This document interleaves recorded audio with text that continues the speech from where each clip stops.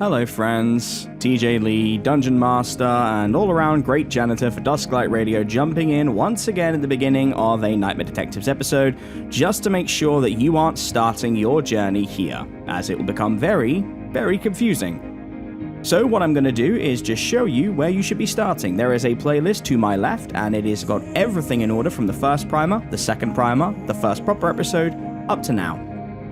There's also a convenient master list right below of all of Sturgeon works from Romnex, from Dark Somnium, from here at Dusklight Radio, and on the Chilling app. Hopefully these will give you a better idea, but they are not required reading, it's just extra, and it's always appreciated given that this is a shared universe. I hope you enjoy our last primer offering. From here out, every Wednesday at around 7 PM EST, we will be uploading a Nightmare Detectives episode. We greatly appreciate all the engagement you have given us so far across the 3 uploads, and the fan engagement has been wonderful. Please make sure you have subscription notifications turned on, the bell rung, so you're notified of other videos going up. Stay safe. We'll see you soon. Hello, Dusklight Radio fans. My name is Lucy, aka Spirit Voices. You've probably heard me on the other primers that we've done, and also the first episode of the Nightmare Detectives. This is the primer that we have talked about in the past of episode 2 of Hotel Inertia, because our audio was a little glitchy, didn't really come out that great, so we are just doing what we did before, summarizing the episode for you. Here with me, TJ will be coming in very shortly. Where am I? But this is one of my favorite NPCs that I have drug up from the Hotel Inertia to introduce where's himself my computer to dust? you. And I am so uncomfortable right now. ladies and gentlemen, this is Endicott the Effervescent. I am Wizard Endicott the Effervescent, Warlock of the World Unseen, Scourge of the Bullies and constant thorn in the side of justice! 6-star General of the Unification War between Sturgeon, Minotia, Mantis Bay, and Parana Peaks. The monstrous know me as Struti or the Forbidden. The farmers know me as the Cultivator. The Blackwells refer to me as Vecchio the Unpaying. The Cryptid Compendium calls me that drug-addled twat. And the mundane know me simply as Dave. Why am I here? Welcome, Endicott. This is us talking about Hotel Inertia, where we met you originally. Yes. So, I just thought it would be appropriate to have you introduce the segment for us. But you're good. You're good now. Where's my payment? You actually don't come into the episode until much later, so I just wanted you to be here because I felt like that was an appropriate introduction. I was promised premium grade computer dust for my participation in this rigmarole. And who has provided me with such a thing? You will get it. If you'll just talk to Callista the next time you see her, I'm sure she will 100% understand what you're talking about. I don't know if the bird one will understand, but I will take your word for it. Yep. Am I required? Do you need anything of me, human? Not until later. You're good for now. Thank you. Can you actually wait real quick? Could you bring TJ back in? Yes, I believe he's out in the waiting room. I got him to listen to a special version of Ain't Afraid to Die by Notorious B.I.G. Sounds about right. Yes, and then he's going to listen to the 36 Chambers by Wu-Tang, because I need that brother to protect his neck, if you know what I mean. I really don't, but thank you. Yeah, well, white people, seriously. Very well, I'll be back. You will learn of Endicott the Effervescent. Farewell! Farewell! Alright, TJ should be back any second now. Jesus, he stinks. There we go. Hello. Hello, everybody. Sorry to keep you waiting. Hello, Dusklight Radio. My recording room is very dusty. There's an Endicott-shaped, visage in front of my PlayStation, and he's actually loaded up the PlayStation 1 Haunted demo disc for some reason, and he's just put on, he's written on the blackboard, the whiteboard, "Who shot ya?" Kick in the door. Wait, hold on. Kick in the door, wave in the 4-4. All you hear is Endicott. Don't cast me no more. All right, I'll have a word with Endicott. That's what you get for agreeing to let him go first. Well, that's... A little birdie told me that was a good idea, so... Hello, everybody. First of all, we want to give a huge thank you to everyone who has listened so far. 10,000 combined listeners with the primers. Woo! Actually, it might be more than that now.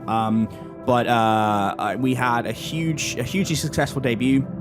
In no small part thanks to our sponsor, Ronnie, the Dark Somnium, who Lucy and I regularly collaborate with. We're very, very lucky that it was the success it was. And I'm very grateful that, things have taken off the way that they have. To have even a couple hundred people invested. We said when we did this, and I believe we said this in the primer, if only a couple dozen people cared, then that's great, because we've got a couple dozen people more than we had before. To have 100 people is great. To have a couple hundred people. To have literal hundreds, literal thousands of people checking out what we're doing. To have people that invested in the endings of our episodes and these moments we're setting up, especially when, primers are not easy to get through. And we know that. Both Lucy and I recognize that. And to have sat through 2.5 hours of primers, covering 40 hours near enough of established content, and then to release an episode of a new arc and set up this little scene with Paola and Callisto, who, people don't really know who Paola is, and for it to pay off the way it did speaks volumes to the passion that we all bring, to this table.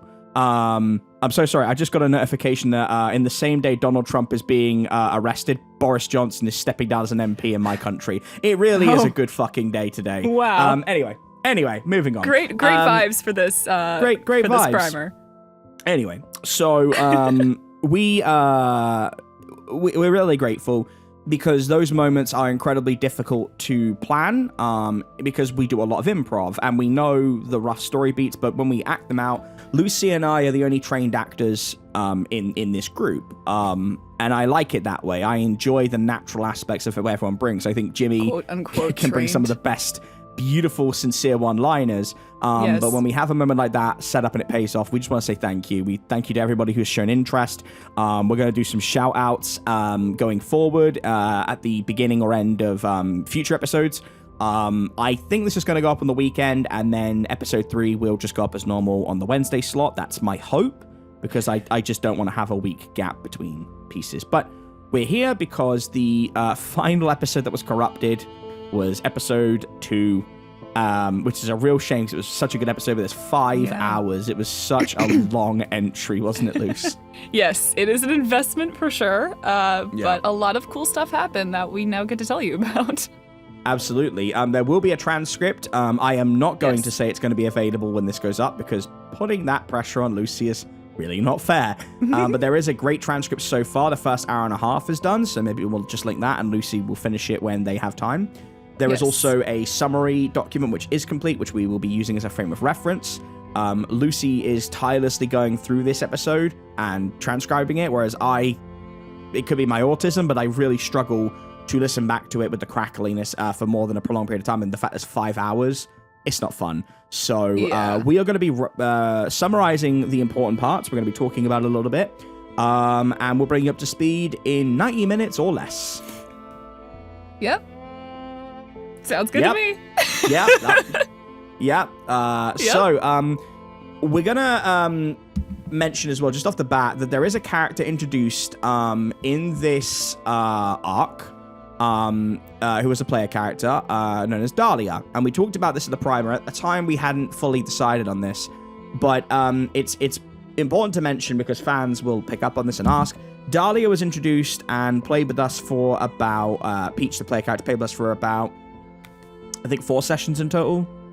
Is that right, Luce? Something like that, yeah. On and off for 4 sessions, and it was very clear that it wasn't the right time for that player to be playing the game. There was things going on that required more of their attention. It's not my place to talk about it, and they're a friend. I want to respect their privacy, but we made a judgment call that it was better if they focused on those things and they could come back on a future game that we do down the line. So in case you're wondering why Dahlia comes in, has some interactions, and then disappears again, that is why. And we didn't think to address it because we didn't really want to kind of bring too much attention to it and unnecessarily. They're our friend. We care very much about them.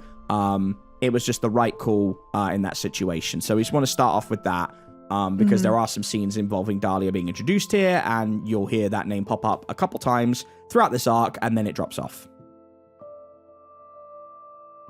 Right. Yeah, we also just, due to a bunch of scheduling conflicts, we also weren't entirely sure if she would come back or not. So I know, Right. yeah, we pretty much just stopped mentioning her because when a player character or when one of the players can't come, we usually either keep them in the background or make a story beat reason for them to not be there.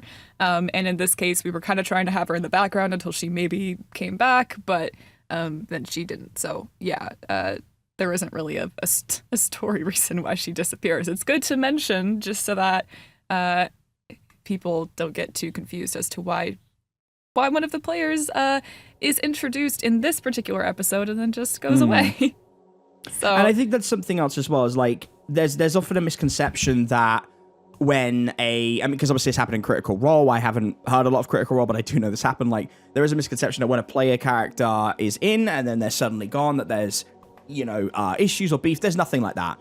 This genuinely was for that player's mental health and betterment. And one thing Lucy will attest to, and I think is super important, and I hope any player characters who have their own campaigns they're involved in, or DMs or hopeful DMs, take note of this. Your game is never as important as your player's well-being. I understand, as a writer, we have to have an ego, because you don't get good if you don't have an ego to a degree. I do get that. However, it's so important that while a player character should respect a DM's time and give them notice if they have to cancel and not be flaky and all these things, that's a given, the DM should always remember that there is no game without your friends. And therefore, if your friends are going through something, whether that's a health issue, a mental health issue, a tragedy, financial issues, those are always more important than the game. Right. And you should, always let them know that you should reassure of that. And something I have always tried to cultivate in our games, at least I think I have, is that when a player character has said, I can't be here because of X, Y, and Z, I am so sorry, I've always said, you know what, it's fine. And sometimes I'm like, you know what, we will not play today because this is an important scene and I don't want to lose you. Or we'll put them in stasis. In the first arc, we had to put Chewie in stasis, playing Jimmy for a little bit, just because couldn't make a couple sessions. That's fine. But I just wanted to kind of mention before we kick into it, really, that your sessions and your story are very important to you and to your listener, to your player characters, and sometimes to your listeners, like what we're doing. But it should never come at the expense of your players. Right. Yeah, and to your credit, TJ is very good about letting us know that. If we do have something going on that will prevent us from coming to all or part of the episode, then yeah, I feel like TJ, you always make that really clear, that that's all right and that we can work around it, which is really nice, because yeah, it takes a lot of the pressure off of us, but it also I don't know, it's sort of the kind of situation where we show the same respect to TJ and the story as like you do to us. Like it's a two-way street kind of thing, where you respect our characters and the way that we want to tell our stories, and then just us as people, of course, who have other stuff to do sometimes in the background, but at the same time, obviously we try to give that back to you, and the importance of the story that you're trying to tell for us and with us, as well as your mental and physical health as well. I was super sick with COVID when we did these episodes. Yeah. In the first episode, you can hear how much I'm coughing. the episode prior, I had gotten my worst bout of COVID. It was my 4th or 5th time getting it. I was so ill, and then when we did when we did this episode, I was still coughing up a lung. Yeah. The interlude, the one that we did the last primer for, I was listening to it to make the transcript for that, and I was like, TJ, you sound so sick. It's so sad. Yeah, which I think you just wanted to do that mostly so that you didn't have to lay around and just be miserable the whole time, right? Yeah, 100%. Because we kept being like, are you sure you want to play? Like, you can sit this one out. It's fine. We'll be okay. Yeah.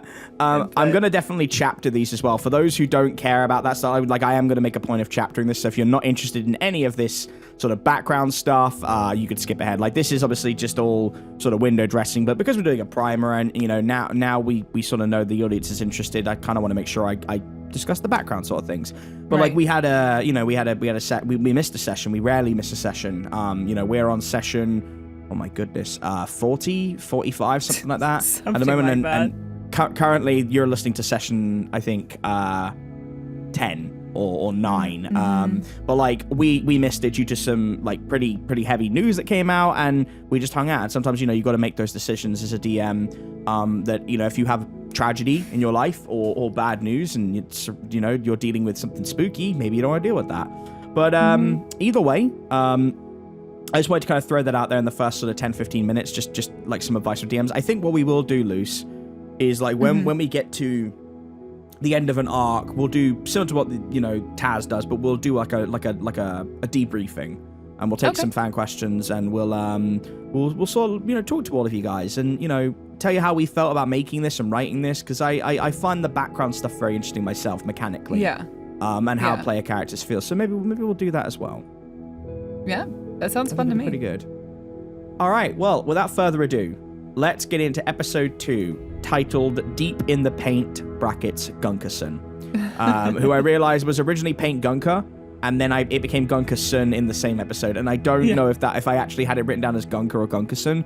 I genuinely don't know, but I know Gunkerson felt right. Yeah, I didn't even notice that until I was doing the transcript and listening back to it, and I was like, now some of these do say just Paint Gunker, and then like it switches back and forth and then settles on Gunkerson. So when I wrote it down, I've just looked through my notes and it literally says Paint Gunkers. So I think it was originally Paint Gunkers, and then I just started saying Gunkerson. Yeah, because I just like the Nordic kind of inflection on it. Yeah, for it feels a ginger right. paint addict. Yes, it does.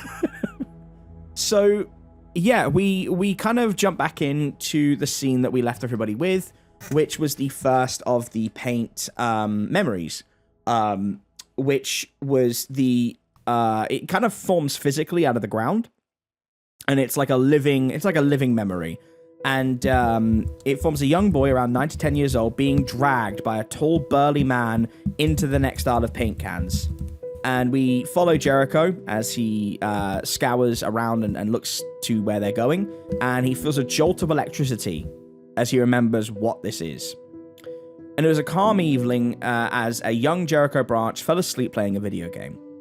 But he woke up from the cozy sleep as his uncle, who he hadn't seen in a long time, at least from his perspective, stood in the doorway. And all he said was, "Get up, boy," and dragged him away through the house. And this was the night he was taken and inducted into the Order of the Moth.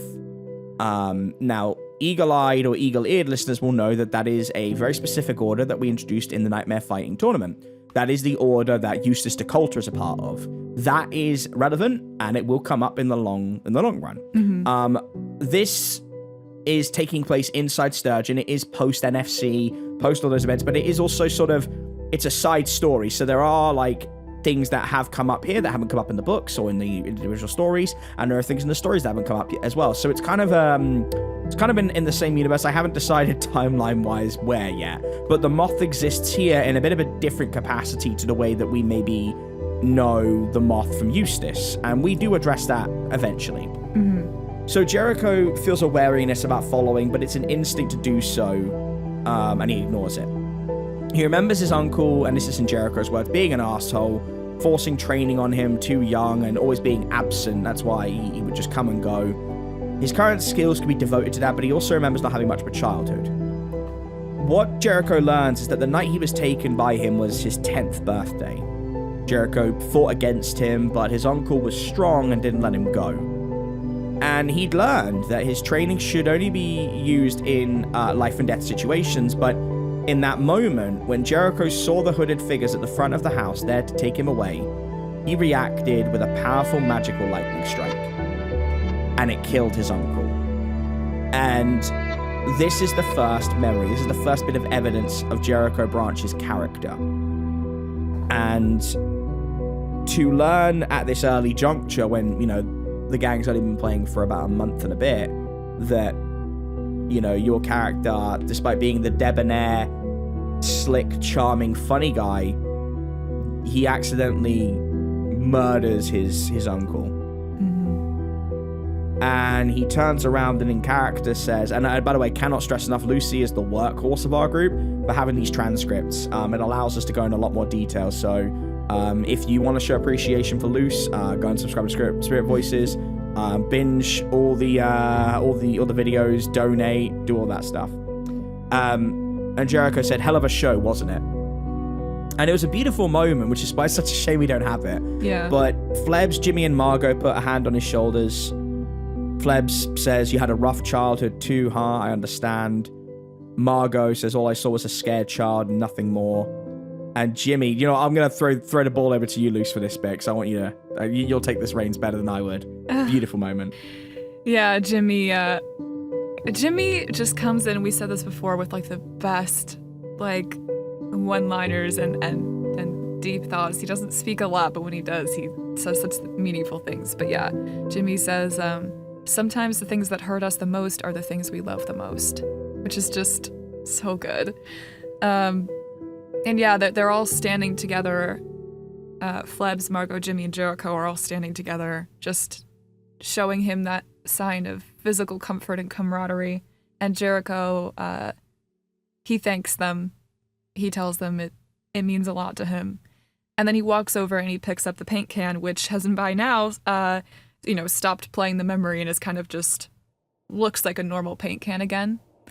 And he says, "Yeah, I'm not gonna lie. If this is the first one, then I'm not excited to see the rest of them, because there's a lot more for them. There's a lot more to go for Jericho, and yeah, that's we sort of cut the scene there and go over to Dahlia, our first scene with Dahlia. Mm-hmm. But yeah, that was one of a great example of character bonding and just us being able to support each other. And like I said, it's kind of just the beginning in this particular arc. But yeah, so when we go to Dahlia, she gets the same introduction treatment that the rest of us got in the first episode, which is to say that she wakes up in an unknown, cramped, dark place, just not knowing where she is. And so immediately she begins to kick and scream and try to fight her way out. And then a skeletal face pops up in front of her, who we now know to be Willie, from of course the lobby in the first episode. So he asks, rightfully so, how she got there being the actual vents in Hotel Inertia. She's just I'm pretty sure you said she had her knees tucked to her chest. It was just curled up in a ball in the vent system. And right. And Dahlia's just does it look like I know how I got here?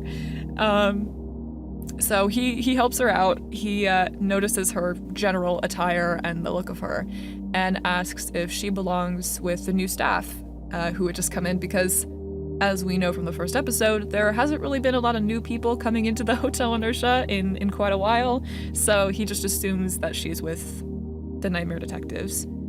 And she kind of just goes along with it, saying that she is, or kind of just being generally confused, and Willie just kind of goes along with it as well. And he gives her a pass, one of the work passes, and she goes to the elevator.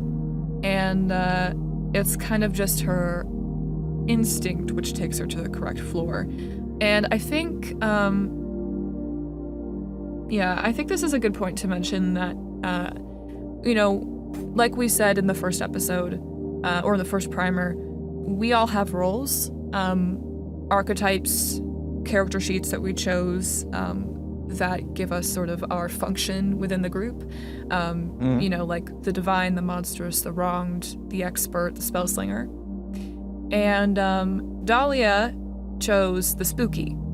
So, as the spooky, basically how Monster of the Week kind of frames it is that, you are generally a human, I think. I mean, usually just... Yeah, I think it's usually a human, but you do have, like, supernatural powers of various kinds that it gives you. Dahlia, in particular, has pretty strong psychic powers. So she can read minds, she can, like, manipulate people mentally. She has various attacks that she can use that are related to psychic powers. I can't remember if she has, like, telekinesis and stuff, but... I think she does. She has an ability to telepathically connect, yes. Okay, yeah. So yeah, she's able to do stuff like that. So when we say an instinct takes her to the correct floor, it was sort of implied that, like, that is the reason she knows where everybody is. She just presses the elevator button and is just taken there.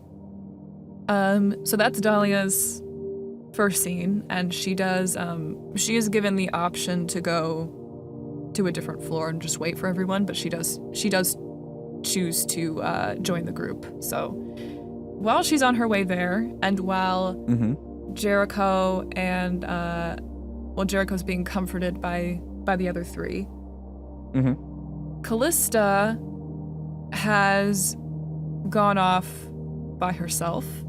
I can't remember if that was stated in the last No, episode. it was, because you left the area to kind of I don't know if it was stated explicitly, but you did leave after what happened, because you were overwhelmed. Yeah, overwhelmed by everything. Yeah. After seeing, of course, the mysterious, like, demon-esque character who offered her the deal, which by now everybody knows about. So yeah, Callista has gone off by herself, and the only thing in her mind right now is that she has to commune with Lady Death, because she promised Lady Death that she would contact her as soon as she saw this figure.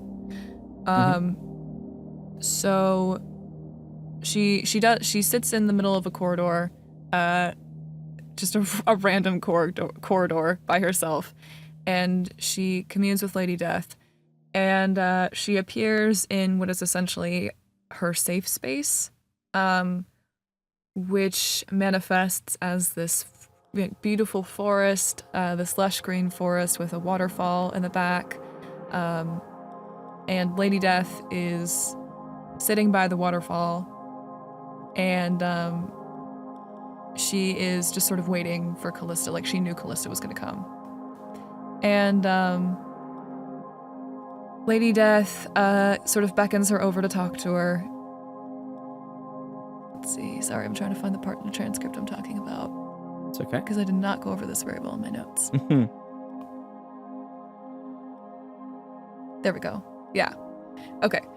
Yeah, she beckons Callista over to talk to her, and she says... I don't know, do you want to read this? I have this in the notes, so do you want to read this part? It's one of those moments where, there's a relationship between Lady Death and Callista that we will explore more of.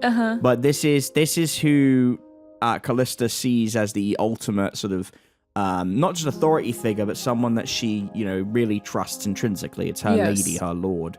And it's a moment about getting lost in a memory and how powerful it is, and someone could take advantage of that. But she says she's proud of Callista for resisting it. And she asks Callista why she's holding her head so low when she soared so high. And I make no bones about it. I draw from a very personal place with death. Without getting into it on this particular video, there will be a video on Dusk at some point. My dad was killed last year. And when you go through a process of death like that, there are lots of ways of processing and dealing with it. And anyone who has followed Sturgeon and anyone who's followed my work for the last few years knows how much my dad meant to me and how much I talk about death and these ugly things. And I wanted to turn it to something beautiful. And a big theme of this series, and I think it'll become more and more obvious as we go along, is how we deal with grief.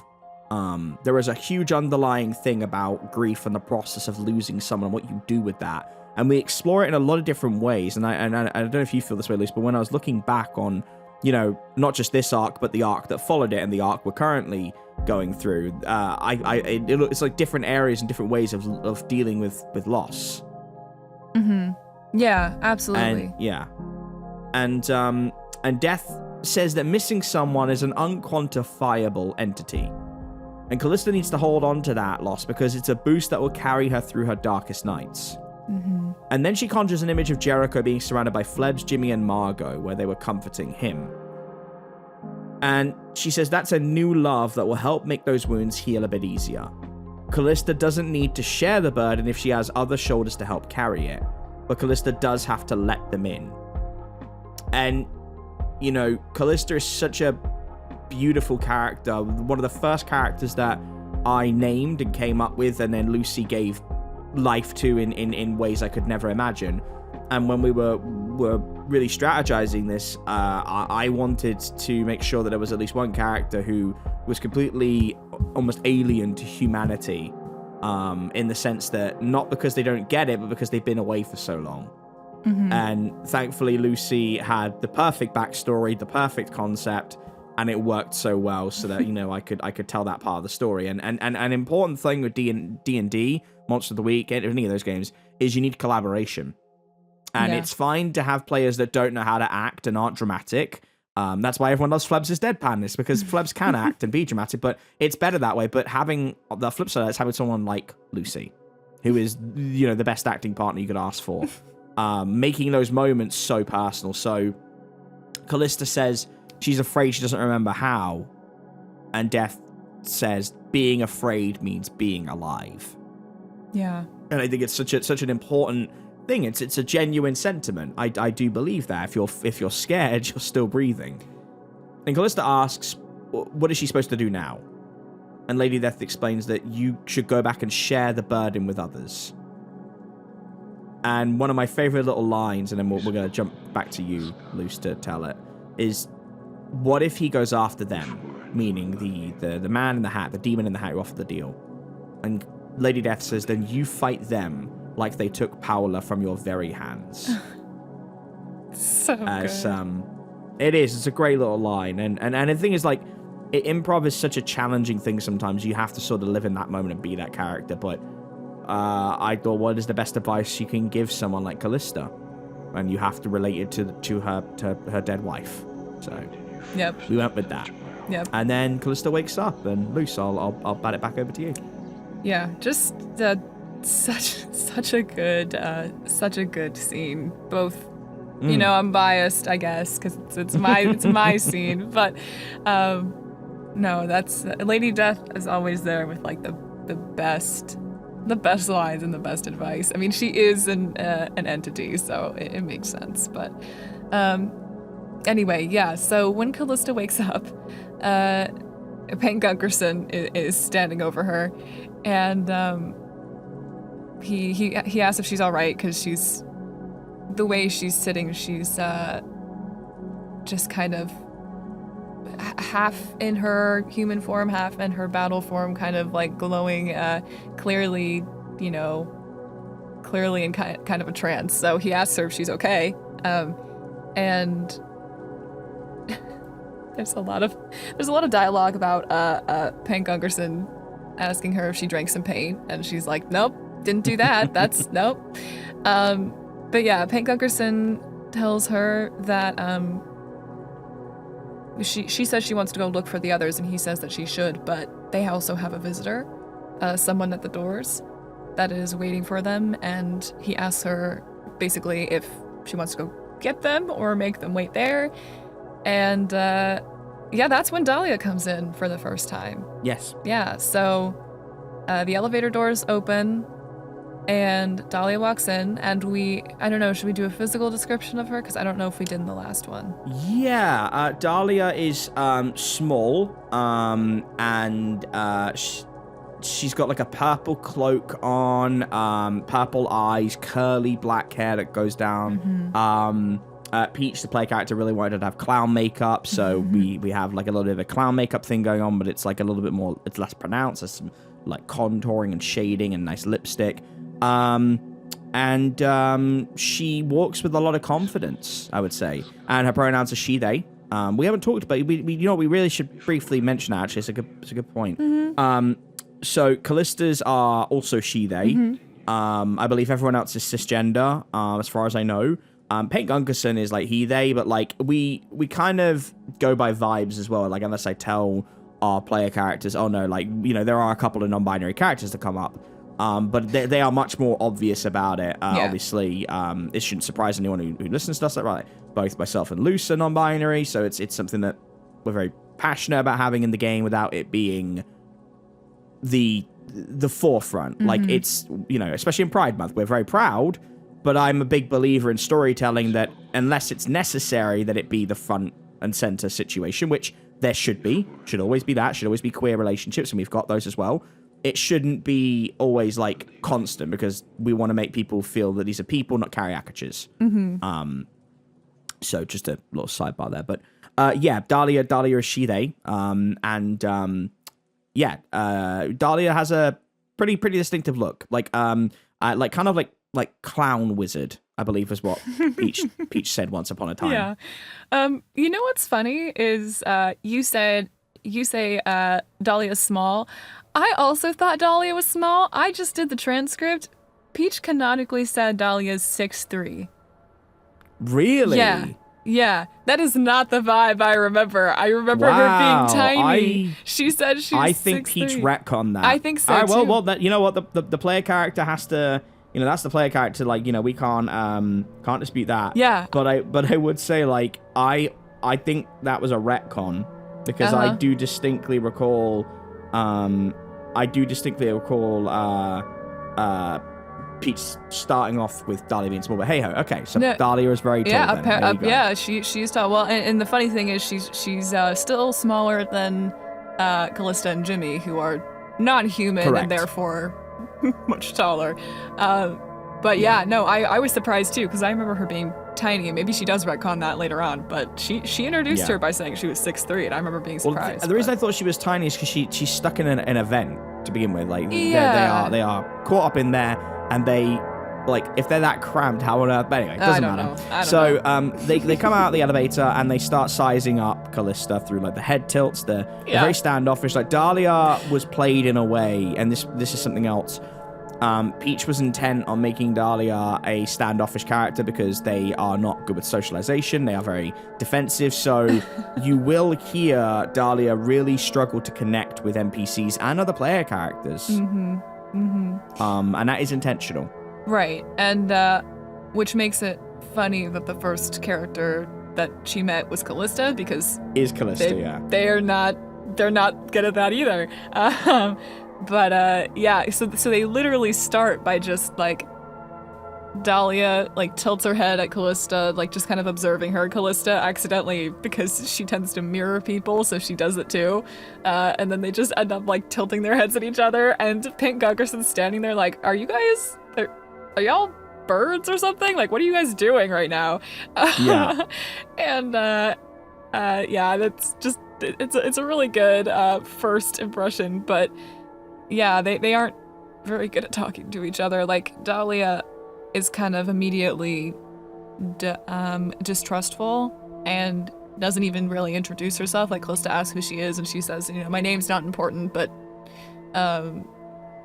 who are you? And Callista's like, well, okay, if your name is not important, neither's mine. So it's just an all around, like, Pink Gunkerson standing there like, yeah, you guys are off to a good start. Yeah, good, fast friends, it seems like. It makes Pink Gunkerson seem like the real sociable one. I know, no, literally. He's just standing there like, are you guys gonna talk to each other, or what's going on? So yeah, they kind of just size each other up, and then Callista, realizing that she's not going to get any information out of Dahlia, just decides to go back and find the rest of the group. And I think Dahlia follows along behind her as well. Right. So yeah, we go back to where Jericho, Flebs, Margot, and Jimmy are after Jericho's memory. And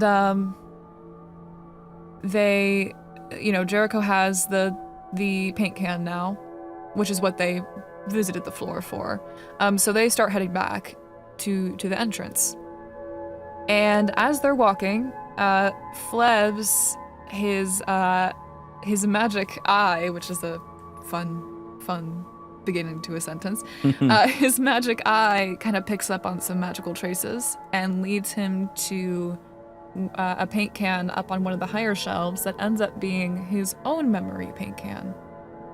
And, against maybe our better judgment, he reaches for it, he opens it. And unfortunately for him, it is one of the worst memories of his life, which is kind of, I don't know, it's not really coincidental per se, but it's relevant because he just made the comment to Jericho, like, well, you have a rough childhood, like, I understand, I know what you mean. Yeah. And this is a memory that proves that, I guess.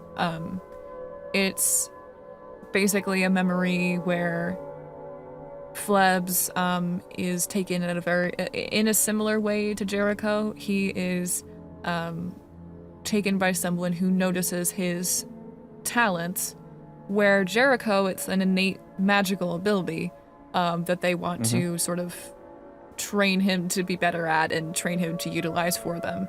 With Flebs, it's like his ability to investigate and,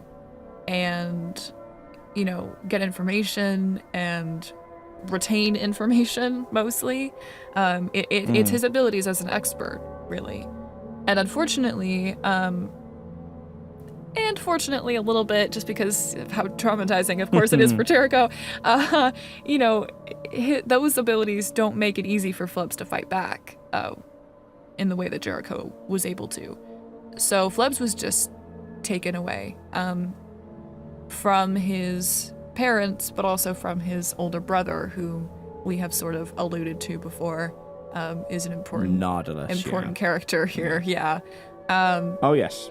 But yeah, that's obviously, long story short, the memory that Flebs witnesses, and that everyone else who is there witnesses. Actually, Callista, since she was coming back to find them, sees most of it as well. Like, she's standing on the other side watching the whole thing. And so when the paint disappears, everybody's seen that memory of his as well, the way that they did with Jericho. But unlike Jericho, who's very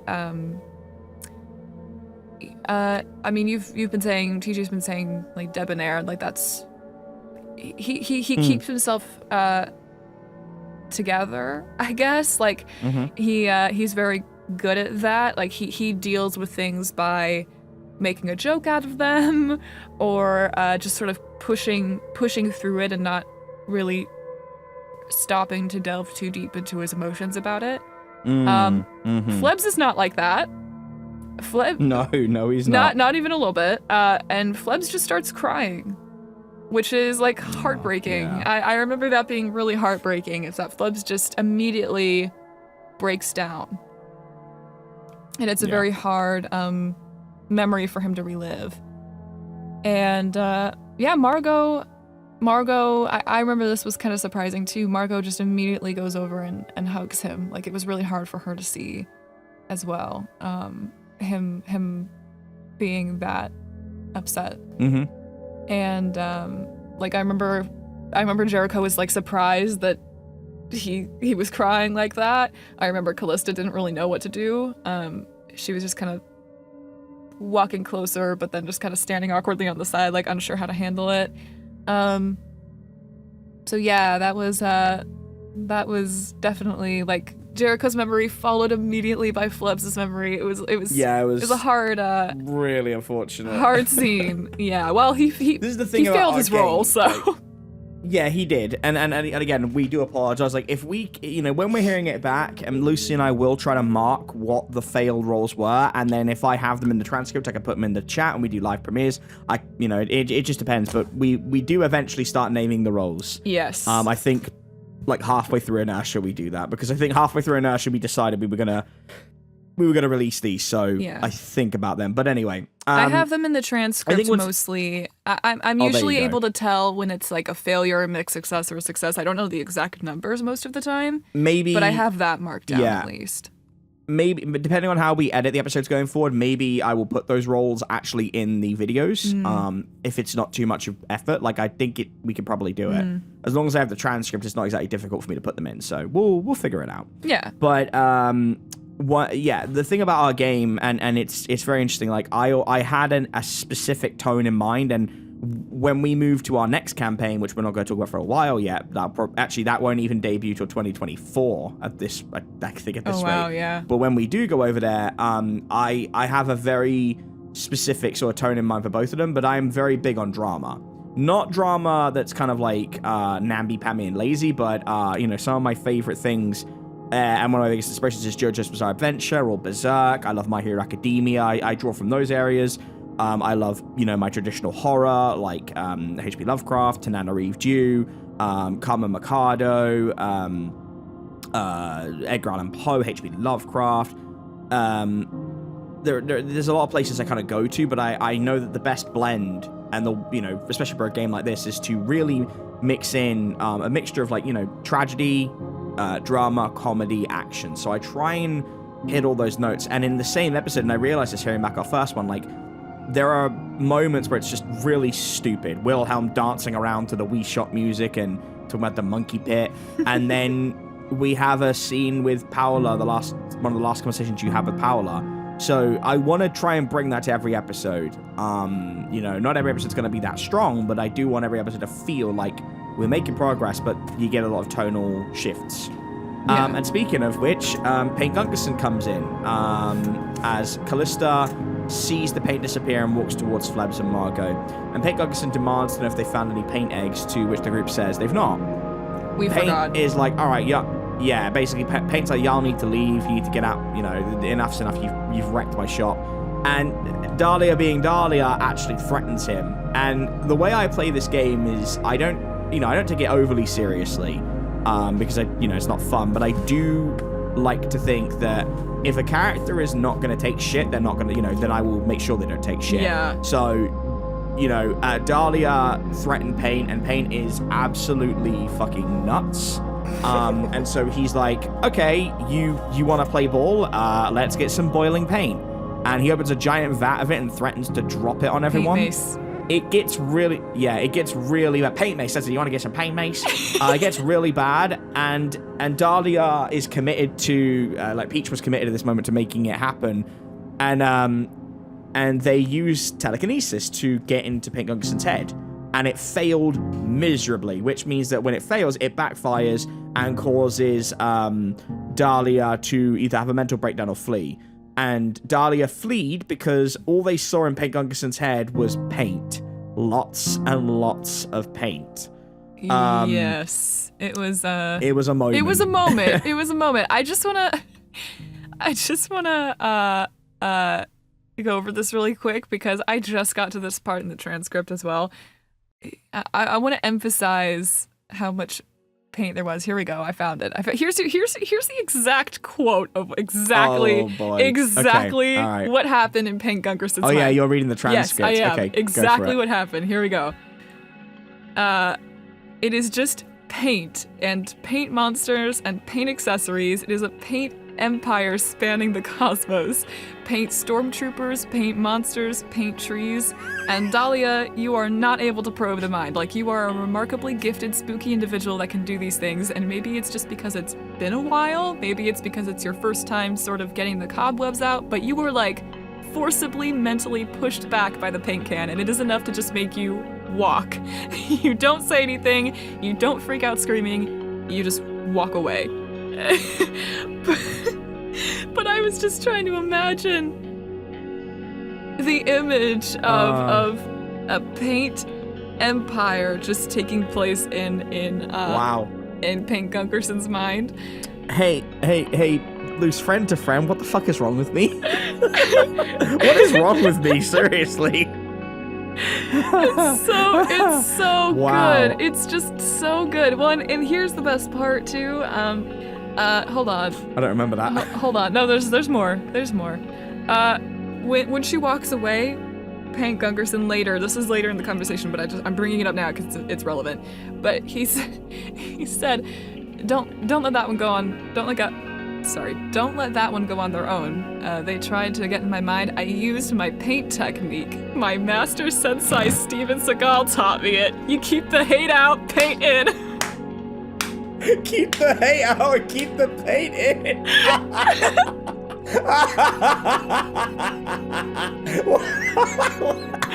It's so good. Do you know why I was? I can tell you exactly why. Please. I quoted Steven fucking Seagal. Do. If any of you love, so I only follow the only sport I follow. I'm involved in professional wrestling, so I can't say I follow. The only sport I follow is mixed martial arts. And if any of you are MMA fans, go and check out Napoleon Blown Apart on YouTube, the greatest MMA documentarian next to MMA on Point. And he has just constant jokes about people like Akita Shim. And Frank Dukes and Steven Seagal, Ashida Kim, not Akita Shim, Ashida Kim. Like, just he's an incredible guy, such a funny Irishman, and like, I was on at that time we did this, I was on a massive Napoleon kick going through all this stuff, and Steven Seagal, he just constantly rips the guy to pieces because he's just such a funny, in a both laughing at and laughing with way human being, and so like I can't, and the whole. The whole keep the hate out, keep the paint in was because I also had a clip up of Mr. Burns going, push out the jive, bring in the love. Oh my god. And so I just put the two together. That is fucking, so sometimes good. I am way funnier than I have any right being. But like, there was a little bit just going back for a minute when you guys were arguing, I just read this back and like, and it was like, just like you guys were arguing and Paint was just like, no, please make Tej push the big red button. It'll be so funny when all of you get fucking maced. Because we were all trying to, so like, good. Dahlia was like, you know what, I think we should beat this guy up. I think we should, she said, again, exact quote, I think we should hang this little nerd up by his underwear and steal some paint.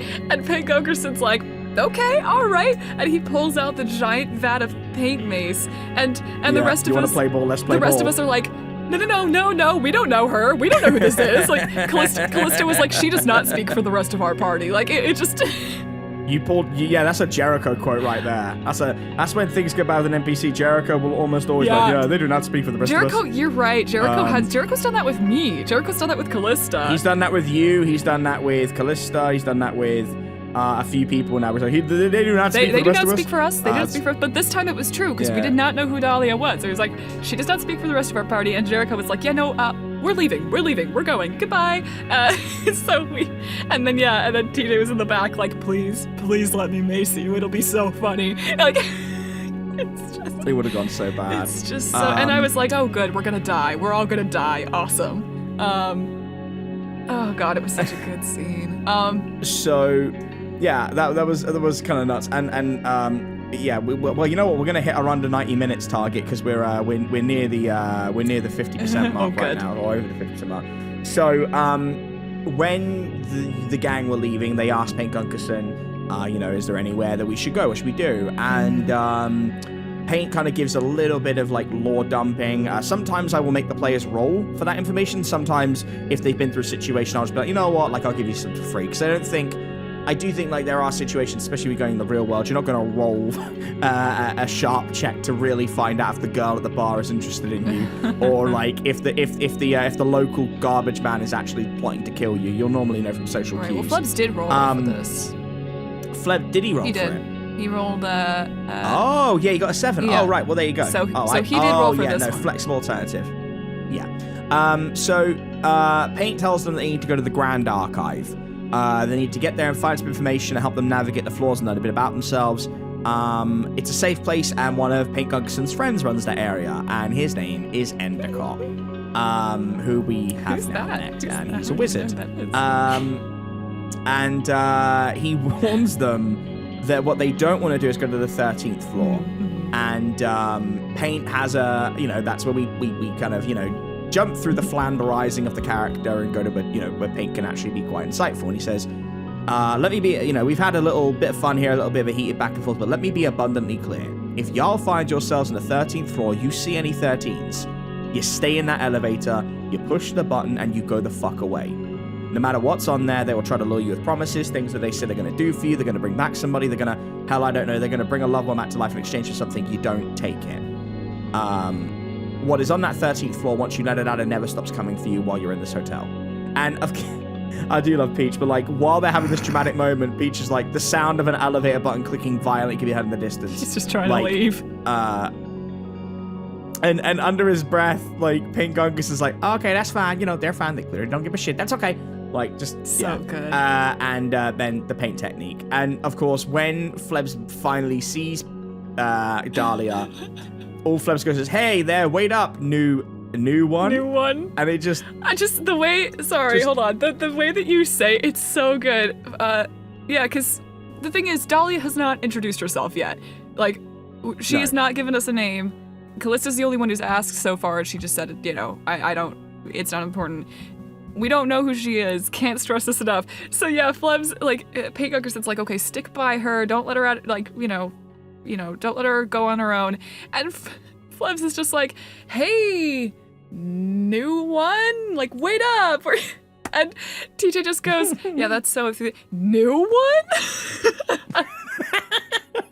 And Flebs is let's go. Just ignores it. Nope. And then we just had a whole, hey there, new human. I like human things too.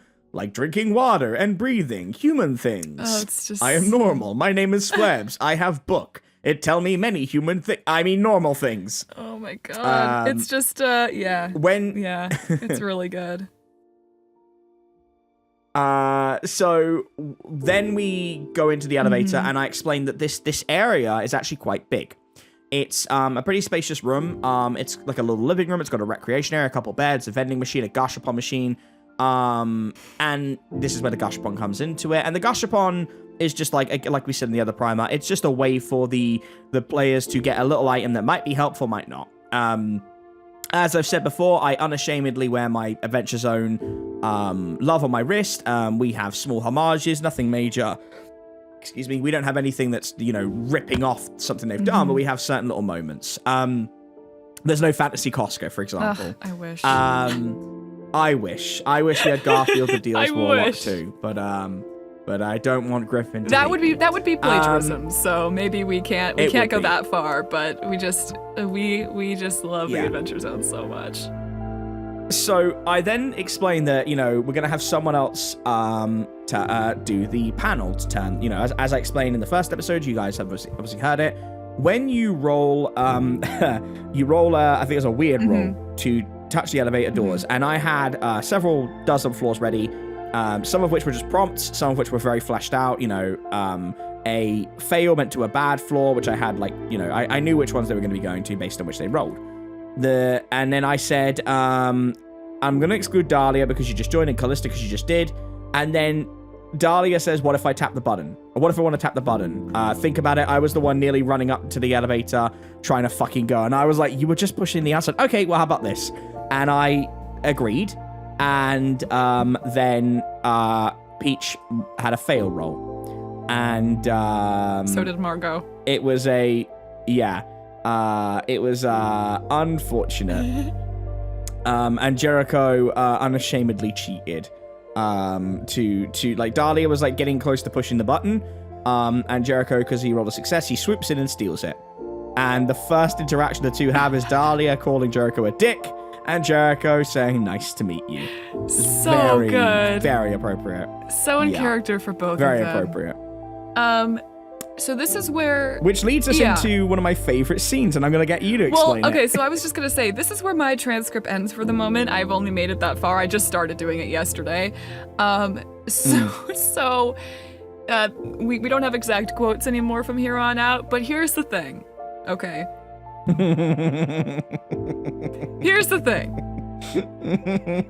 So, Jericho presses the button. I believe he failed given what happened afterwards, which we'll get into, but I'm just assuming he failed. We'll find out when we go over it. And in the background, I wish I had the exact quotes for this, because I would love to, in my notes I just summarize it. I'd love to know exactly what Fleb said to encourage this reaction.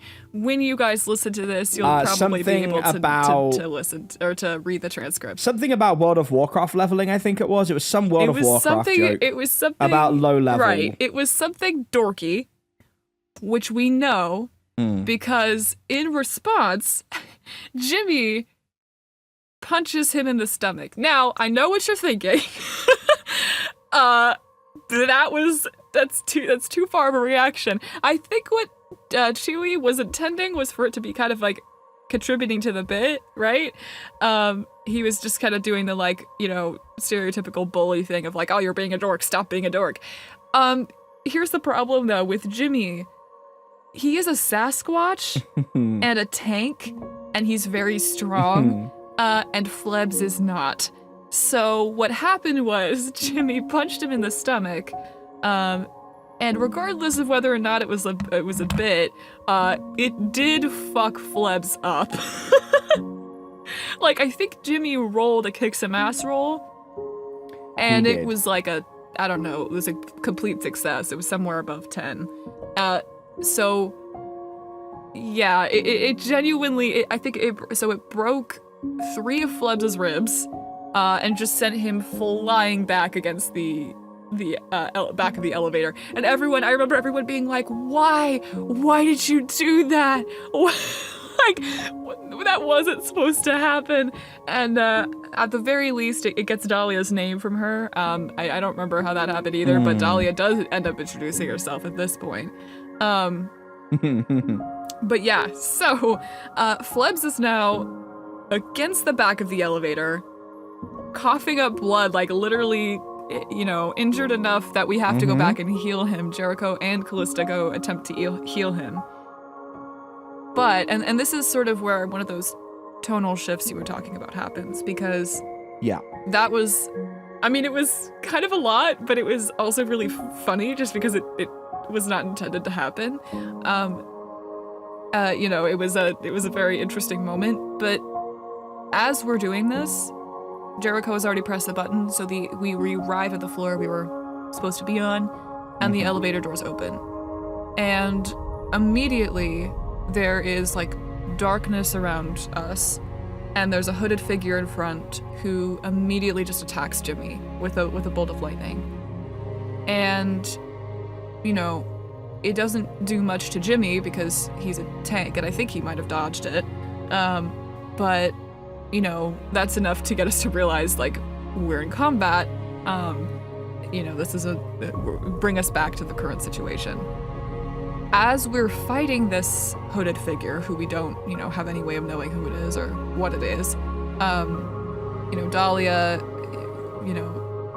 sends some, like, dark, shadowy tendrils, which is awesome, that just, like, slam it into the floor. Margot realizes that magic is gonna hurt it more. The figure attacks us. She shoots at it. Like, as we're fighting this, Flebs notices a sign in the background that says, "Welcome to the 13th floor." And immediately we're like, oh shit.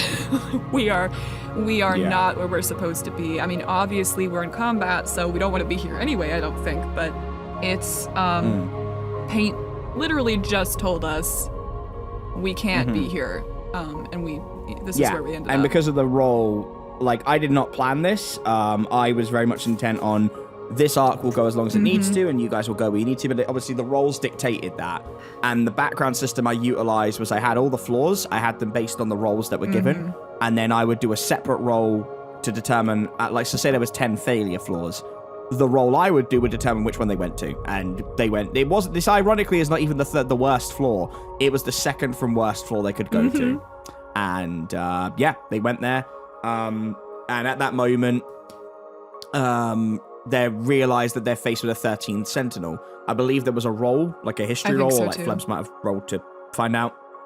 And through the cryptic compendium that Flebs owns, he realizes it's a part of the Predator division, and they don't ever stop. And Flebs recognizes the eyes enough that it causes his third eye to overload, and he starts having a seizure. So Flebs has a move that is shared by Jericho called the third eye. When that is utilized, actually, no, I believe that's no. He has a third eye, but also it's to do with I was going his to say, eye I think it's his magic eye. I believe. His new Yes. magic eye. I must have And- written that down wrong. Correct. And when he has that used, the backfire happens sometimes, and that's what happens. So he starts seizing, which is horrible in game. Callista's trying to get out of there right now. They step out of the elevator to alert Jimmy to get back in. Jericho casts a spell to try and teleport Jimmy and Callista back in. Right, because... But it doesn't work. Yeah, because basically we remember Paint told us if we see a 13th Sentinel, we have to just get in the elevator and go. The problem is that Jimmy has stepped out of the elevator to try to fight the creature, or the figure. And so he's out of the elevator. We're like, okay, we have to leave right now. Margot's like attending to Flebs, trying to shoot at the figure from inside. Everyone else is inside, but Jimmy's outside. So Callista steps out to try to get Jimmy in. Like, he's in a rage mode. He's not paying attention. Callista, I remember she put her hand on his arm and got him to look at her and was like, we have to leave. We have to get out of here. And Jericho, like you said, cast a spell to try to teleport us back in, but the figure knows the magic that Jericho's using. And in response, they take off their mask and their hood, and we see that it is a person named Nishandra, who is Jericho's ex. And I believe that Nishandra was also mentioned in the last episode briefly as Nish. But yeah, you know. And the gender was swapped as well, we should mention that. That's down to a misunderstanding. I had Trevin, Jericho's player character, write down a bunch of stuff for his backstory, and Nish was, in my mind, made a man, and that was my mistake. It's actually a woman. It's like a misconception on my part. Right. Yeah. So, you know, they have a moment where they recognize each other, and you know, she basically stops Jericho's magic from working. And before anybody else can do anything, the elevator doors close, and Jimmy and Callista are stuck on the 13th floor, and the rest of them are sent back down in the elevator. Yeah. And I was just gonna say it's an intense moment. I think we took a break there, and all of us were just sitting there like, oh shit, like this is really bad. So yeah, that was when we split the group up for a little bit. Yeah. And that was really, really fun to do. And at that moment we came back, Callista and Jimmy are left in a dilapidated hollow room. And while Jimmy is distracted, Nish screams and throws him careening 20 foot straight through two pillars and takes the breath out of him. One thing I will say I do in this game, on occasion, and I am bending the rules, and I know that listeners, said they're completely cool with it, but I do want to explain. Because Monster of the Week is not built the way D&D is, and obviously, as I've said before, we're doing this because, one, I felt this lent itself better to our story, and two, all of our players have never played D&D before, and I need time to learn it. I wanted a year to really get to grips with it in the background before I played it, so I knew what I was doing, and so I've been doing that in the background the last 6 months, and I've still got 6 more to go. But it meant that, whereas I know Monster of the Week very well, and it meant that I could, fudge some of the cheats a little bit, because obviously a standard character enemy will have 7 harm. You can up that, you can down that, but obviously I don't fuck with the metrics too much, but like I want my players to feel like they got a threat. And even at this early stage, I would say Callista and Jimmy are a terrifying force. And if my players can get through everything without issue, then it's boring. Now, I won't fake the rolls. If they do get a success, I will make sure they feel that success. But at the same time, there needs to be a balance. Right. Nishandra screams and throws him through those pillars. knocks the breath out of him. Callista realizes she can use angel wings, which, do you want to explain how that works? Yeah, sure. So, I think we made it pretty clear by this point that Callista has wings as a fallen angel. She actually has 2 sets of them, one bigger pair, one smaller pair. And basically one of my divine skills that I can use is angel wings, which means that I can fly, kind of. It's more sort of like a teleport kind of situation where I appear and or disappear and appear somewhere else through, planar travel, all that kind of fun stuff. But basically, I can roll, and if I roll low, it just doesn't work. I can't go anywhere. If I get a mixed success, and I'm trying to travel more than one person, either we get split up or we go to the wrong place.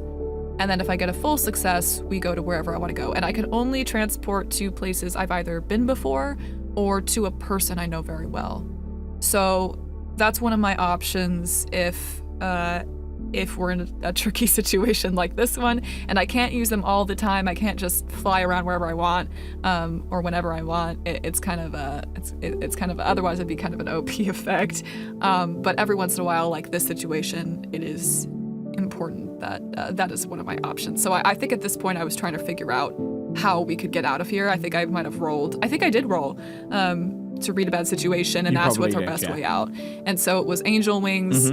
Or I could ask Lady Death to help, but our last resort was to just go across the 13th floor and try to search for another elevator. But Jimmy just got thrown across the room, smashed into pillars. He wasn't getting up for a little bit. And I remember being like, we can't stay here. We can't fight this creature. So I was fighting her at first.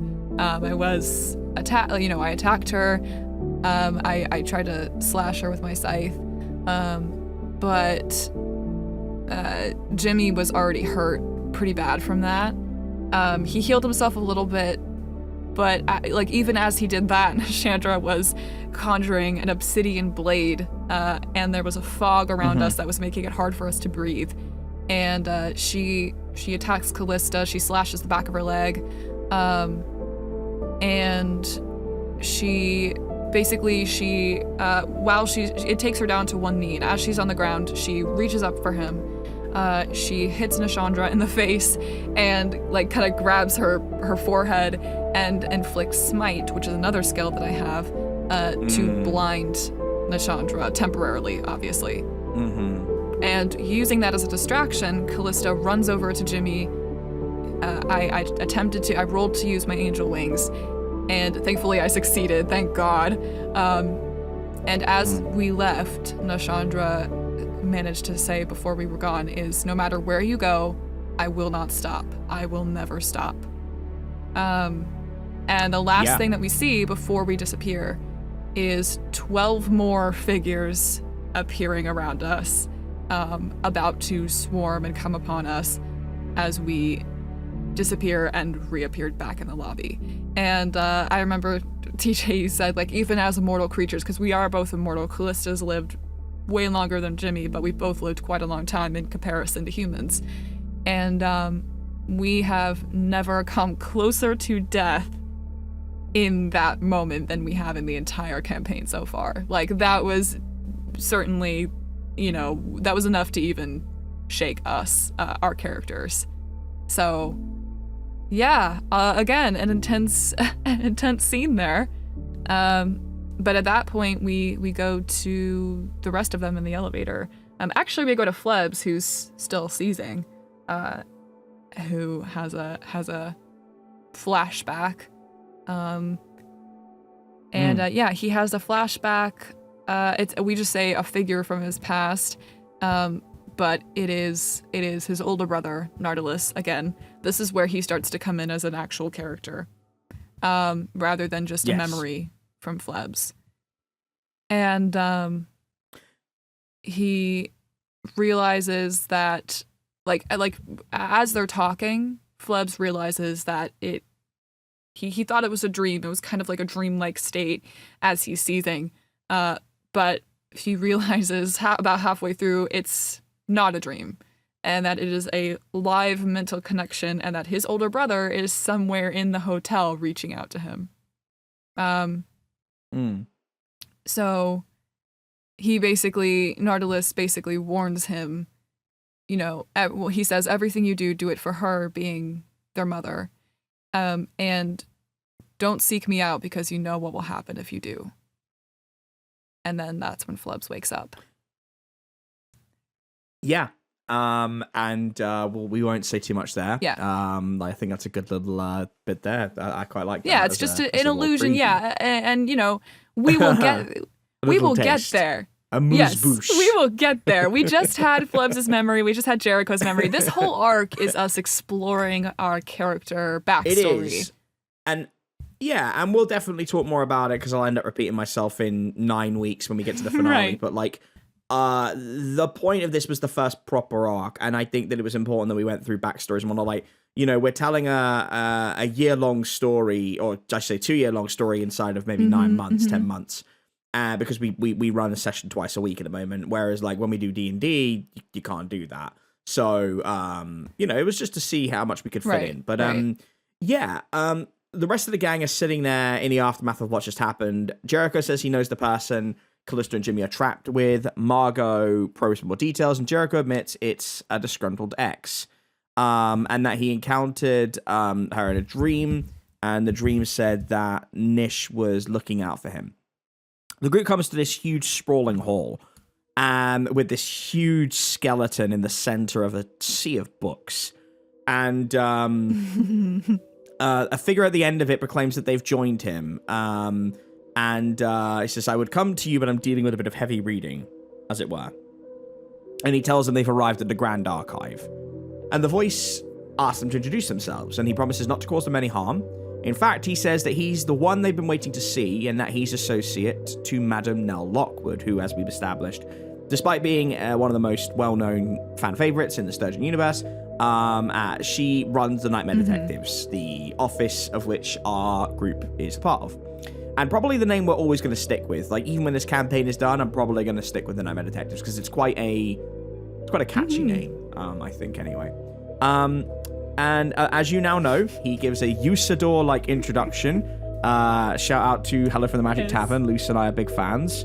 That boils down to Endicott the Wizard. We did it. The archive is the safe haven for the campaign. I wanted to try and pull in the spaces in between as well, but I wanted to try and meld them together, and the archive I decided was a really cool way of doing that. And Mr. Sticky's there as well. Yeah. Flebs, for some reason, Luce has written down Fleb's quote of the year. You are unaccountable if you don't remember. I don't remember the context for that anymore. I'll find it in the transcript, I'm sure, but I just remember Flebs saying that in obviously the context of something else, and we were all like, okay, Flebs. I think we were just talking to Endicott, and he I don't know, but I did have to write that down in the notes, apparently. That was important enough that I had to record it, so yeah. No, that's good. Which leads us into a beautiful moment, which is the Gashapon. Yeah. Margot, Flebs, and Jericho use the Gashapon. Jericho receives a +1 harm lightning magic. Flebs gets a +1 weird for the rest of the arc. Margot goes somewhere quiet to reveal her prize because it's humming. And that is a beautiful yet important moment. So Margot is playing the Wronged. And the Wronged is a character who lost someone or a group of someones to a monster. And in Margot's case, Margot lost her husband, her father, and her 2 boys to a siren. And Margot hears a humming, and it's a sound that she heard the night her family was killed. And inside the box is a piece of the siren with a tag on it that says, "A gift from me and a lead for you." In the back of the archives, they hear some conversation, and they discover that the spaces in between their haven is there as well. Which jumps us back over to Callista and to Jimmy. Yeah. This is another like this is sort of what we were saying at the beginning of the episode, where it's like it's a shame that this episode's audio got messed up because there's so many important scenes in this. Yeah, this was such a big episode. 5 hours was too much, though. 100% never doing that again. Yeah, and you know, I just want to say, like, you know, this is why this is taking, like, the particular primer has to take a little longer, is because we have to explain so much. So that much. It's really important you guys remember, like, know all this and remember at least some of the details of this, because they will be so important. And we will be referring back to them. So yes, Callista and Jimmy, like I said, we went to the lobby after Callista flew them there. And we're beat up. We are, you know, just generally not having a great time after all that. But as we come back to consciousness, we hear a voice we haven't heard before, which says, well, I suppose some of them have come back down here. Wilhelm, could you have not done more to look after them? And Wilhelm's just like, poor Wilhelm's like, you know, I can't control them. Like, look at them. Like, what am I supposed to do? So the voice says that they'll take us. And so, you know, we fade back out. When we actually wake up, we wake up, and I think Callista wakes up first, in a sort of like a basic break room area, and we're healed up. We're not injured anymore. And as we wake up, Callista sees what we've described as like a pretty black woman dressed in nice purple attire, with an ornate staff. And I think she's wearing like fancy robes and stuff like that as well. And Callista asks her if she's the concierge, to which she replies, yes, but only when she's on duty. But right now she's on break, and she saw fit to care for them. So Callista tells her that they were stuck on the 13th floor. And, wait, what does this next sentence mean? I think, like, it's the idea of, like, I think when Callista was asking, like, because the problem that Nish poses was that she was part of the Predator division. Yes. And if she gets her hands on you, she can find you. So she asks, did anyone put her hands on her? And the concierge says no, but you've been marked. And she has to leave soon because the others will be after you two again. Callista says they can't leave until they help Jericho, and she advises them to walk away. Some things are not worth being uncovered. And Callista asks the poignant question of, for me or for him, and the concierge does not answer. Yes. Yeah, I remember now. The problem was that Nish didn't touch her necessarily, but Callista touched Nish because she touched her forehead to smite her. Yeah, got it. Yes, so they have been marked now. Yeah. We don't necessarily know what that means at this point. But yes, so if they can't leave, which they can't because their business hasn't been finished yet, the concierge says that she will give them someone to guide them, because she can't do much because of the rules governing the hotel. Like, she can't really directly intervene. But she does tell Callista that the Sentinels, the 13 Sentinels, are essentially, like, possessing people. Like, they have bodies, physical bodies, on the 13th floor. But the people that we were facing were, I don't know, like, not spirits necessarily, but almost like substitutes. And I realize that, you know, there is a bit of an abstract aspect to this. I don't know if I explained it very well, and you know, I'm sure I'll need to explain it again in the comments when we get to this point. But basically, they can use substitute bodies so that their real selves don't die, don't get hurt. And because those bodies are housed deep in the 13th floor, and you're always likely to run into at least one of these killers, it's not likely that you'll be able to stop them, basically. And if they venture out of the hotel and they're killing indiscriminately on other floors, or they're venturing out into Sturgeon, you can't stop them because the body isn't there. Right, and plus they can tell when we're, like, even if we did get to their physical bodies, the problem was that, like, they would be able to feel that, like, they'd know, and then they'd come stop us. So they are like an all powerful force of the hotel is essentially the implication there. So Callista asks how much time they have, And until they're found again by the 13 Sentinels, because of course Nish promised that they wouldn't stop coming after them. And the concierge says probably about 30 minutes, like it's impossible to run from them for very long. So she advises them to find their friends, make a plan, do what they have to do, and then get out as soon as possible. And so Callista asks how to find their friends. And the concierge says, she's off the clock right now, so she can't help them. She doesn't work when she's not paid to. And she tells us, this is also super important, she is actually the most dangerous person in this place. Like it's not the Sentinels. The Sentinels are dangerous, but the concierge is worse. And she has ripped JJ, who was the villain of the Mantis Bay arc that we talked about in the interlude, to pieces in every contest they had together. And she is a part of the Hotel Inertia. It is her playground. It's her battleground. And she is only helping them because she's being kind. But if she meets them in battle, if they try to contest her, she says that she will not hesitate to tear them apart. And then she leaves. And again... Sidebar, by the way, it's just like Luce wrote down centennials. And so all I can think is like the most dangerous place is old people. Oh my god. Coming up here, the nightmare detective. All right. They're coming closer. I don't like that big hairy one. I just want to say, I typed these notes out while the scenes are happening, so... You do a phenomenal job. I did just scroll up, and I have put centennials for, I think, all of the instances. The thing is, my brain just goes centennials, and doesn't go to cells, goes centenarians. So, like, I just think of 100-year-old people just like, I don't like the bird one very much.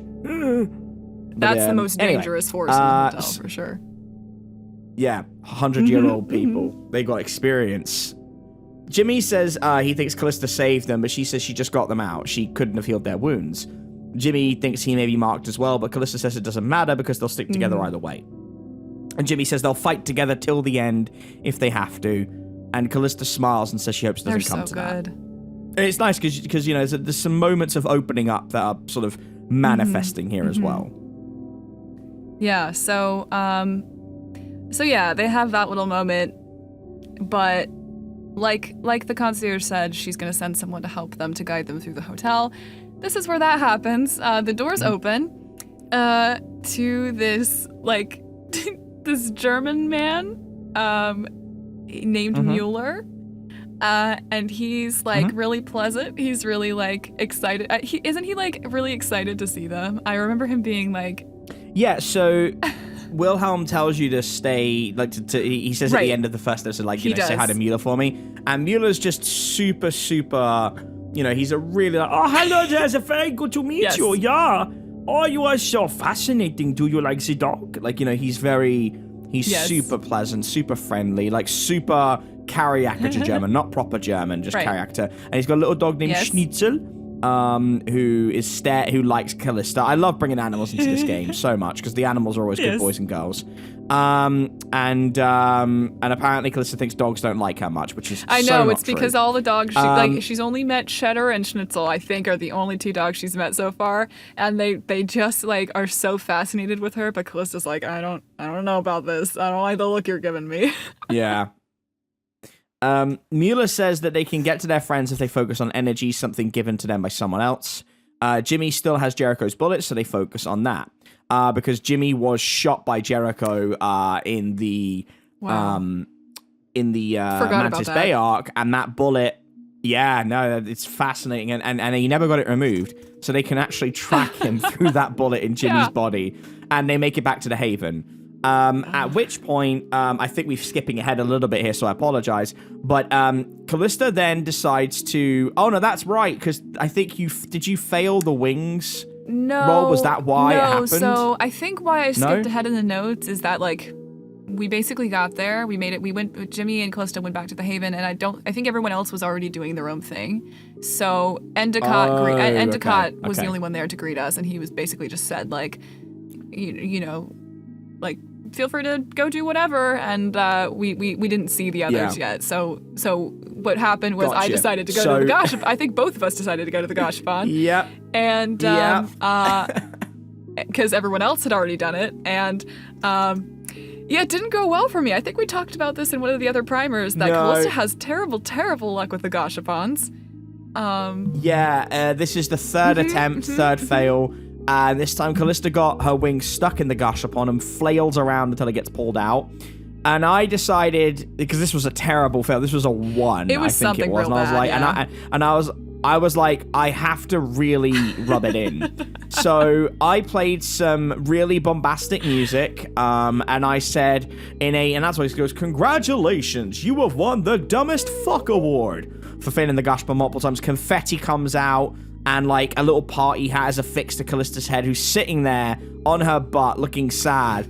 And then the game gives her some fake poison labeled "Maybe This Is the Way," and we were joking, do not sue us. But like, obviously it's extremely rude, and Callista is just looking there pouting, like nursing her injured and wing. then she gets and then she gets a keychain of Lady Death to put on her scythe, and she feels that the machines are mocking her. Yes. Jimmy says that just because the machines don't think she's lucky doesn't mean he doesn't think she's lucky. So sweet. And he's grateful for her. He's such a sweet boy. And he's grateful for her saving them on the 13th floor, and he helps her up. And then, of course, Jimmy does a very good roll and gets an obsidian gauntlet. I have a whole thing about obsidian. I've now narratively tied it in, but at the time I didn't realize. And it gives him a stun perk for using his claws, his natural attack. And then everyone goes to go and do what they want to do. So when they're in the Haven, they can go and ask for information. They can have a character moment, think like Persona 5 or Trails of Cold Steel, where they can go and do some, character bonding. They can go get a drink from the bar, or they can go to the gashapon, or they can go to the armorer. So Fleb's elected to go and get a drink from the bar, which we call the Effervescent Flame. It's very hot, and it gave him +1 to his charm. He then uses his second, I think I gave everyone 2 activities, and he uses his second activity to go and learn more about the history of the Hotel Inertia. He knows that there is a floor now that they can go to that has great risk, but if done right, they will get more evidence, plus they'll have a navigator in Mueller. Margot goes to tinker with her weapons and gets a +1 armor against magic. She goes to get a drink as well called the Eldritch Wreath. It's sour and gives her a +1 on kicking ass rolls. And I'll jump to you to tell us what Jimmy got. Yeah, so the gashapon was one of our activities, but Jimmy also went to go get a drink. That's his second one. And he got one called Marmalade Heaven, which is what I have here, viscous and nostalgic. And it gives him advantage on the next 2 combats, so he goes first on attacking. Don't remember if we remembered that one. I feel like maybe we didn't. Yeah. And this is another thing, is like I have told my player characters, for the love of God, I am juggling so much, you have to hold me accountable, and they don't. So, gang, if you are really specific, you're like, they're not doing it right, bear in mind, sometimes it's my fault, sometimes and it's sometimes our it's fault. theirs. So I try to write down as much as but I the can. game, thankfully, hasn't really been affected. It hasn't been affected too badly by what we've done. So, like, where people have forgotten they get these advantages, it hasn't really affected it too much, granted. But I promise you, as we get into the late game, and especially when we do the next proper game, we will be more accountable. Yes. Promise. Yes.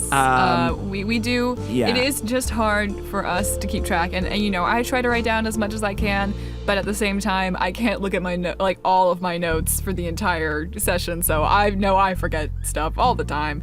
And we do too. But yeah, I'm not sure if we remembered that one, but that's fine.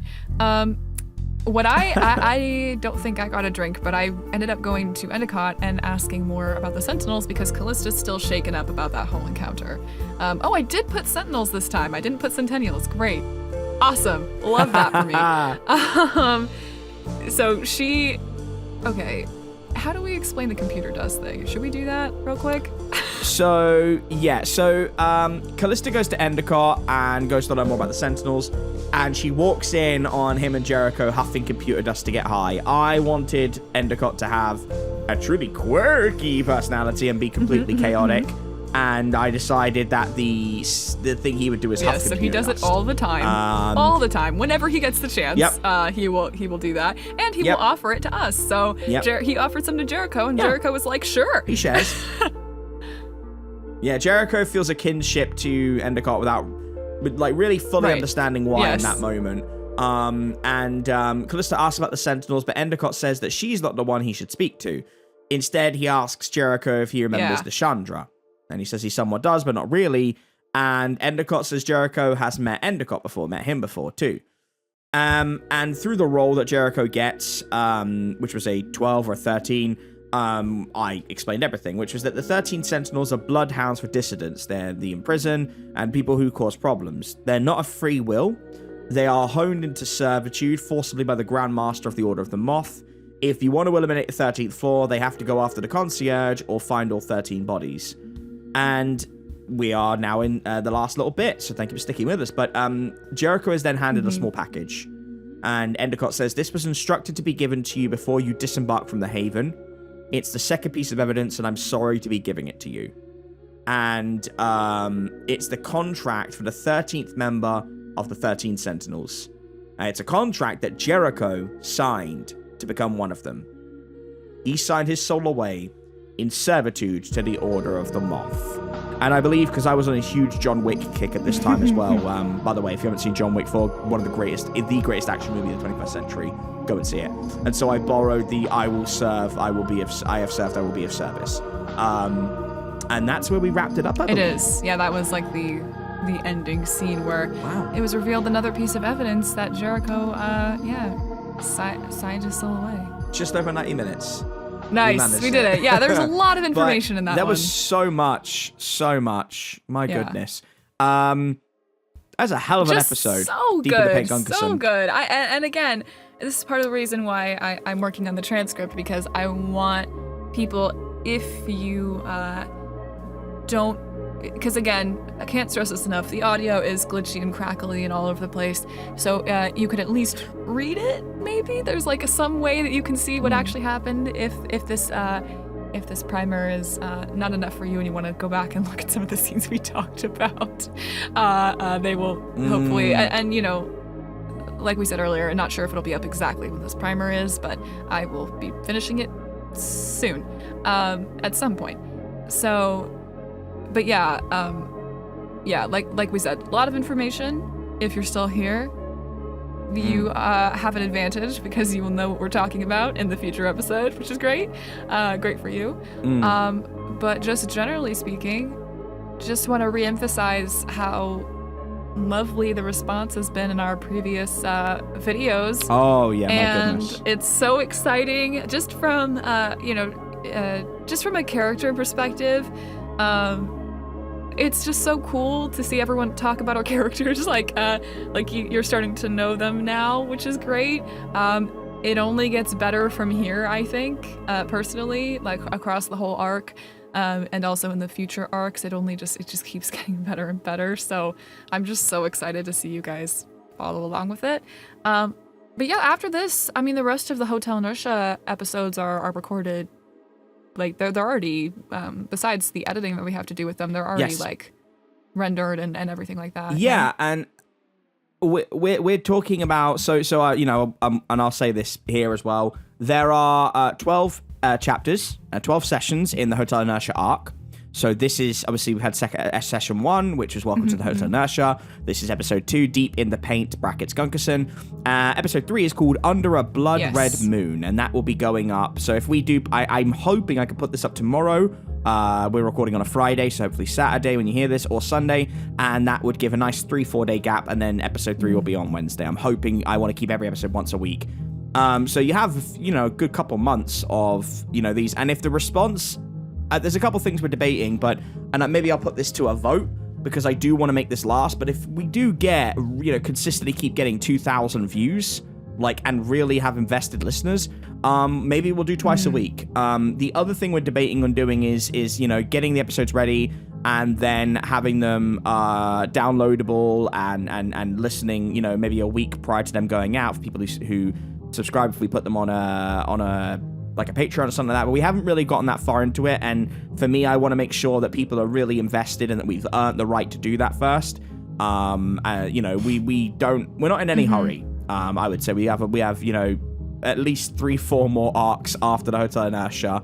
You know, we're quite ahead in our own campaign, which is, you know, quite lucky. I made a point of, even though I think around this point in the story, I knew I wanted to, you know, put these out, I was very much adamant that we get very far ahead so that, you know, we always had time. And I'm glad we've stuck to that. So we'll see. We've got a few things we're working on, but at the very least, right now, we are just content to have anyone telling us they love the characters, that they love the stories we're telling. Just one session. I mean, these primers, we really enjoy them. We would much rather bring you the full sessions. But obviously, we do what we can. We really appreciate everyone sticking with us. As I said, the remaining sessions for Hotel Inertia are completely fine, as are the remaining sessions after that. I think there's maybe one that we will have to do, but we are not doing a primer for that one. When that time comes up, we have something special planned, but that's going to be a couple of months, like, August, September time, I imagine, looking at the schedule. Right. But we have something very special for you. We can only hope that it continues to grow. Again, we want to show a thank you to Dark Summoning, to Ronnie for sponsoring us. This would not be getting anywhere near the attention it's getting without his tireless support, shouting us out. We are incredibly grateful. Ronnie. I think I speak for all of us when we say that. Yeah, we love you, buddy. And I think that's everything, really. I mean, just over 90 minutes. I think we're at 1 hour 40, so, not bad. I'll take it. Is there anything that we're missing, Luce? Anything we need to mention? I don't think so. I mean, as per usual, if anyone has any questions, feel free to ask them down in the comments, because we'll be here to answer them. Oh, yeah, absolutely. Yes. Yeah, no, I think that about covers it. And then, if there's anything else, we can always add it to the talk at the end of the arc, like we talked about. So, yeah, and I will say, leading into the next episode, hopefully we have supplied as much context as we're able to. But if there's any confusion, and if you guys.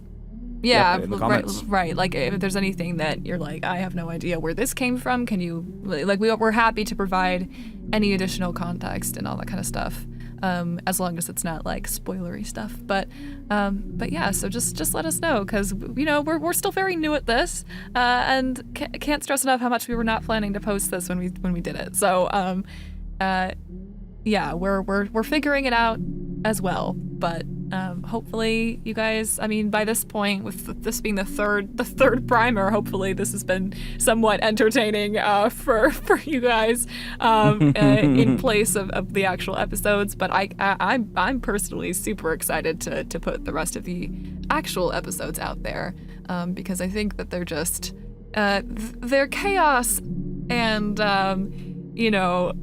just general, like, the general shenanigans are just completely unmatched, I think, in comparison. Oh, yeah. So I do feel that, and I think a few people have said this, like, I didn't realize Critical Role was moving away from D&D, and more power to them. They've spent a lot of time doing D&D, and we're not in D&D right now. We're in Monster of the Week, but I do think there is a market for what we're doing, in that we're bringing the voice stylings of someone like Lucy. We're bringing the audio production that both myself and Lucy have. With our experience doing this to millions and millions of listeners. The Sturgeon universe is already established, and we're bringing in a genuinely natural feel with friends, telling what I consider an incredibly captivating story. And I truly believe that there is an opening in the market, quote unquote, for what we're doing, to tell our story the way we want to tell it. And yeah, I mean, we will see where things go from here. But I believe, I think more than anything, I believe in what we're doing. I believe in this story, and I believe in all of us behind it. Yeah, 100%. And thank you all for giving us the platform to do that, but also for the people who have watched and commented and liked it and have made that known to us. Thank you for just being here and supporting it, and we're glad you enjoy it. And the more that and that's one thing, is that's a great measurement for us, is it's not just about the views, it's really the interaction. When we see dozens of comments of people quoting things they like or letting us know the characters like, that's a greater metric of how well we're doing than getting, a few thousand views here and there. I will say that much. Like, we appreciate that. The engagement's been fantastic. But if you love what we're doing, whether it's a point of you're confused, you want some clarification, just want to engage, or something you love, we love that, because that tells us we're on the right track. So if you enjoy what we're doing, the best way to support us is to simply drop us a message on drop us a comment, and obviously keep those notifications on, baby. But that's basically it from us. Anything else from you, Luce? No, I mean, just that we love talking about our characters. So if you wanna talk to us about our characters, huge narcissists. If you want to talk to us about our characters, well, yours included, TJ, the NPCs and stuff. Please, we would love to hear input about our characters. Just be nice. But otherwise, we're sensitive souls. We are, yes. But otherwise, yes, we love that. So yeah, that's it from me too. But thank you guys. All right, well, thank you very much. This has been Spirit Voices and TJ from Dustlight Radio.